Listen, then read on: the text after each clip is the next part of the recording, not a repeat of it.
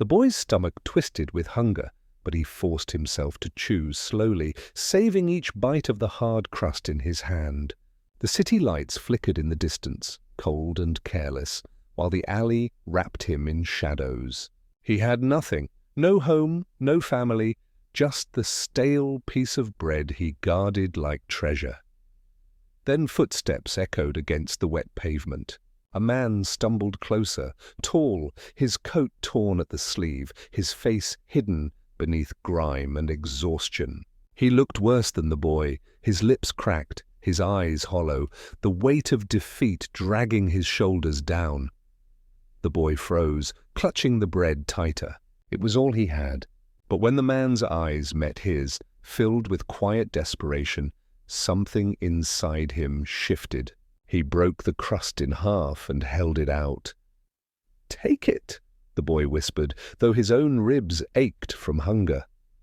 The man's hand trembled as he accepted the offering, his voice rasping like sand against stone. "Why would you give this to me?" The boy shrugged, shivering. "You look hungrier than me." The man ate in silence, staring at the boy as if memorizing his face.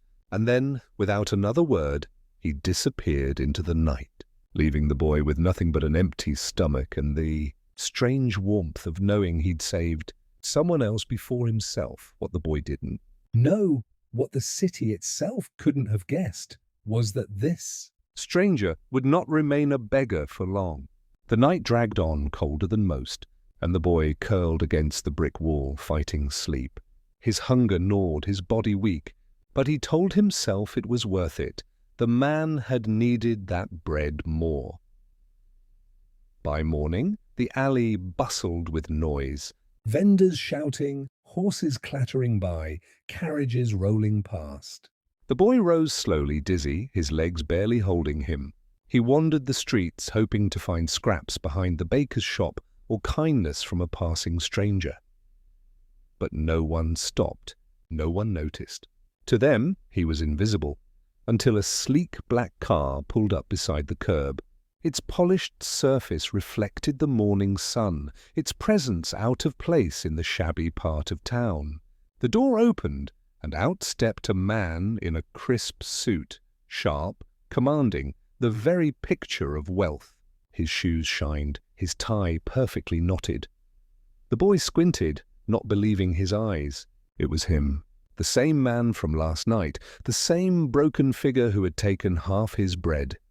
Only now, he looked nothing like a beggar. His face was clean, his posture proud, his eyes steady.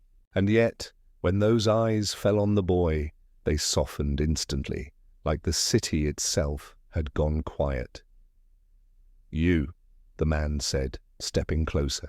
"You gave me your last piece of bread." The boy swallowed hard, confused.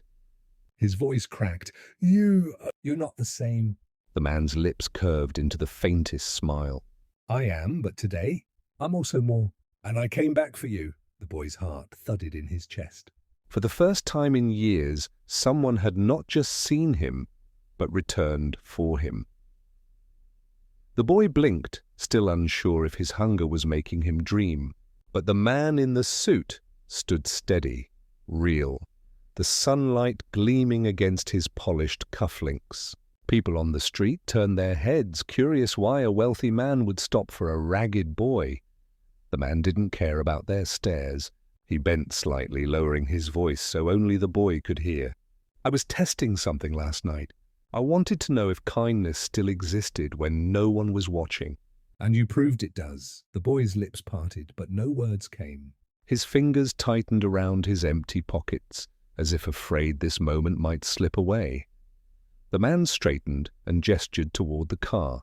"Come with me. You don't belong on these streets." Fear and hope battled inside the boy's chest. He shook his head faintly. "Why would you want me?"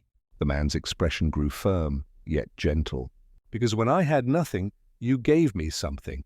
That kind of heart is rarer than gold, and I don't let rare things slip away." The boy hesitated only a moment longer before stepping forward. The chauffeur opened the car door and the boy slid inside, sinking into leather seats softer than anything he had ever touched. Through the window, He watched the dirty streets blur away as the car carried him somewhere unknown, somewhere better. Beside him, the man placed a hand on his shoulder, steady and strong. "From this day forward," he said, "you're not alone." The boy didn't trust his voice, so he only nodded, but tears welled in his eyes, spilling onto the fine seat beneath him. For the first time, the tears weren't from hunger.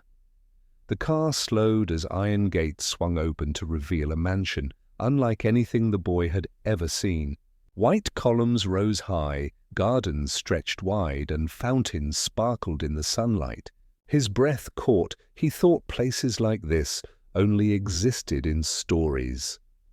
The man guided him inside, through halls lined with chandeliers and marble floors that gleamed like mirrors. Servants glanced curiously, but said nothing as the man led the boy to a long dining table where a feast had already been laid out.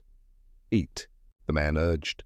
The boy stared at the plates, piled with food, meats roasted to perfection, fruits glistening with juice, bread fresh and warm. His hands shook as he reached for a piece, then froze, glancing at the man as if asking permission. The man nodded. "It's yours now." Tears blurred the boy's vision as he ate, tasting flavors he had never known. With each bite, his heart swelled, not just with relief, but with something greater, belonging. When the meal was done, the man leaned back, his voice calm but heavy with promise. "You don't have to go back to those streets. From today you have a home. You gave me your last bread when you had nothing. I'll spend the rest of my life making sure you never go hungry again." The boy lowered his head, unable to speak through the lump in his throat. All he managed was a whisper. "Thank you." The man rested a hand over the boy's, his tone steady. "No, son, thank you." And in that moment, the boy realized sometimes one small act of kindness could change a life forever.